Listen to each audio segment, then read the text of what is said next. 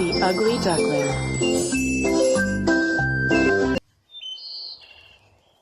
By a lake in the woods, in a sun-filled grass patch, Mama Duck sat on her eggs, waiting for them to hatch. There were 4 eggs in all. 3 were white, 1 was gray. She said, "The gray is the strangest egg I ever did lay." 3 yellow ducklings came out of their shells with a quack. But the gray egg took much longer than the others to crack. When the duckling came out, the day after his brothers, he was big, fat, and gray. He didn't look like the others. The other ducklings pointed at him, teased him through and through. "You're not like us at all," they said. "What kind of duck are you? Your feathers aren't yellow, and your beak just isn't right. In all of nature, we have never seen such a strange sight." The ugly duckling was alone, and sadness filled his face. He thought, "Maybe I'll go and find some friends in another place." He packed some crumbs and held his head up high, and went off the next morning when the sun rose in the sky. He walked all morning till he saw a lake just around the bend. He found 2 geese and thought, "Maybe they'll have me as their friend." But they said, "You're no friend, Gray Duck. With you we will not play." They wouldn't even talk to him as they laughed and swam away. And so he went off on his own to find himself a friend. He searched the forest high and low. He walked from end to end. He walked through the cold wind that made him shake and sneeze, until he reached a cabin in the woods among the trees. Inside the cabin lived a little rooster and a cat. And by the stove, in a big chair, a nice old granny sat. "Who are you, strange bird?" they all asked. "You don't look like a duck, but maybe you'll lay eggs for us. Perhaps you'll bring us luck."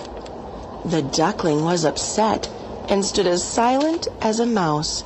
He knew that there were no friends for him in this little house. The duckling left the cabin the next day and set off in the snow. His beak was cold, his feathers shook. He had nowhere to go. He walked until he found a lake that didn't seem too deep.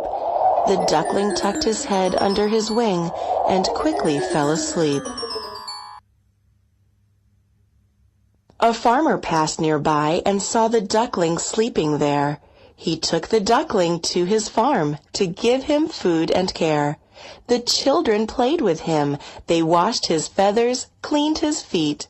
They even packed a small bag for him, filled with yummy things to eat. The duckling flew away again, still alone but stronger. And then he walked for miles until he couldn't any longer. He stopped to rest beside a bush, and looking up he found a lake in which some lovely swans were swimming round and round. "I wish I was like them," he thought, "and not so plain and gray.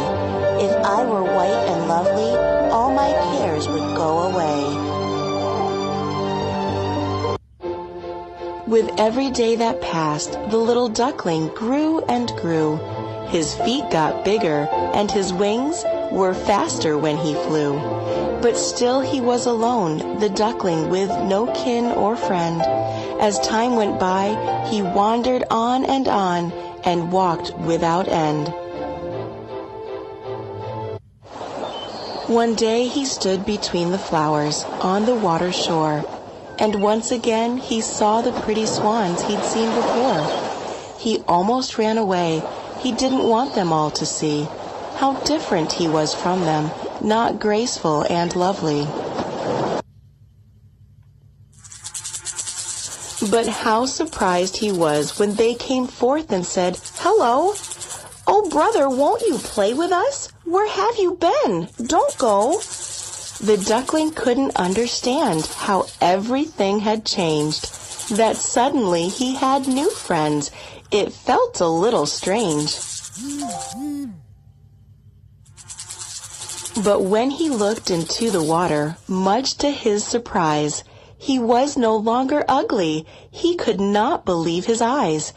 His neck was long, his feathers white, his feet were slim and strong. He'd never been a duck at all. He was a lovely swan. And then he realized he hadn't been ugly at all. He was just different from all those he'd met since he was small. He joined the swans and lives with them until this very day. And everyone who meets him is his friend and wants to play. So now you know that even if you're different from the rest, you may grow up to be a lovely swan, the very best.